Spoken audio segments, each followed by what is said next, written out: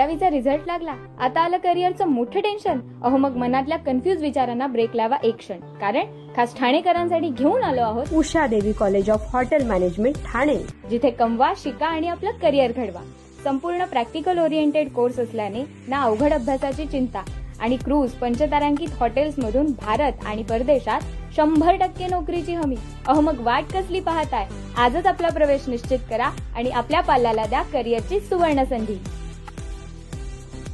निशंक होई रे मना, निर्भय होई रे मना, प्रचंड स्वामीबळ पाठीशी नित्य आहे रे मना, नित्य आहे रे मना. जय शिवदत्त श्री स्वामी समर्थ महाराज. हॅलो हॅलो, श्री स्वामी समर्थ ताई.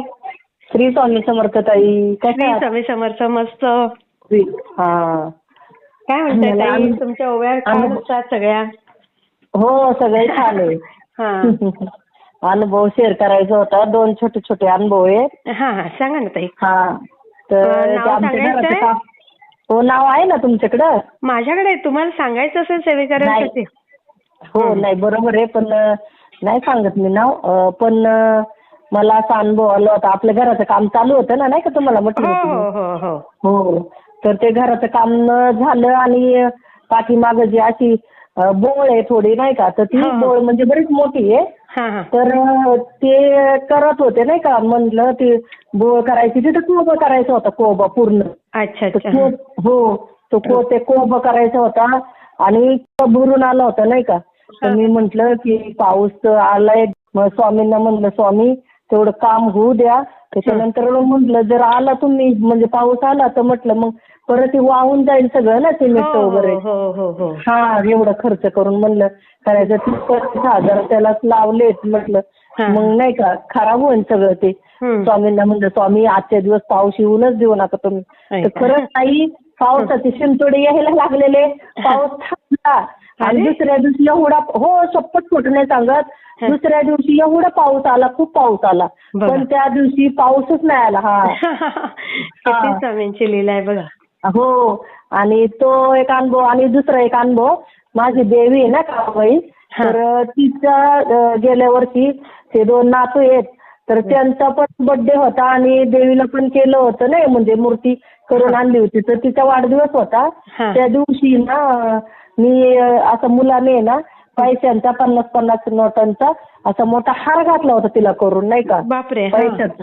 हो, पैशांचा हार तिच्या गळ्यात घातला होता देवीच्या.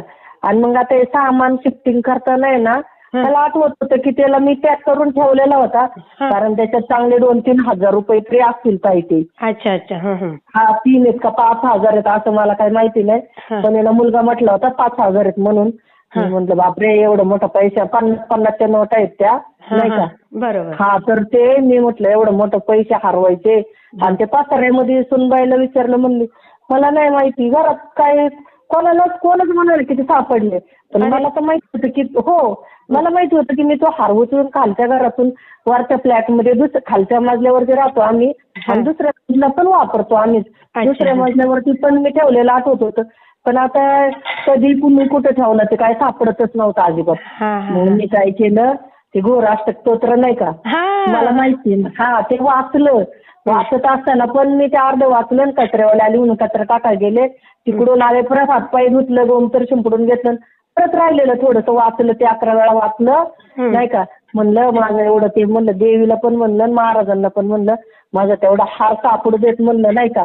तर ताई मी ना दुसऱ्या दिवशीच, म्हणजे का त्याच दिवशी नाही का, वरती गेले आणि सहज बघितलं तर मला ते दिसलं कागद, नाही का. हो, ते दिसलं मला. तर मी म्हणलं हे काय बघा होतं खुर्चीवर जोड, अरे बापरे म्हणलं हे तर हार आहे याच्यात, नाही का. ते नोटच मला डायरेक्ट पन्नाचे दिसले कोपऱ्यावर बाहेर आलेल्या थोड्याशा. हो, असे 2 अनुभव आले मला. आणि मला, हो, आणि मला असं अजून एक विचारायचं होतं, नाही का. तेव्हा का नाशिकच्या ताई आहेत, तर त्यांचं ते काय बाहेरची बाधा झाली होती त्यांना आणि त्यांच्या हातातून आरतीचं ताट पडलं होतं. हा आलं का लक्षात तुमच्या? अहमदनगरच्या ताई आहेत त्या, बोला ना. हो हो हो हो. तर मग आहे ना त्या म्हणत होते की नाही का कुठली सेवा तिकडे केली होती. मला पण तसाच प्रकार येत आहे नाही का. खूप दिवस झाले असं मला खूप असे स्वप्न पडतात आणि अशी स्वप्न पडून गेली ना की मग मला लय त्रास होतो असं अमावस्या पौर्णिमेला. मग हा अनुभव ऐकला ना त्या ताई नक्की सांगतील, कारण त्यांना कळला ना हा अनुभव, तर त्या नक्की ग्रुपवर टाकतील. वाटला ते मला कमेंटमध्ये नक्की सांगा. आणि व्हिडिओ आवडला असेल तर लाईक, शेअर आणि सबस्क्राईब करायला विसरू नका. आणि हो, तुमचेही असेच काही अनुभव असतील तर या दिलेल्या नंबरवर रात्री 9 ते 10 ह्या वेळेमध्ये तुम्ही शेअर करू शकता.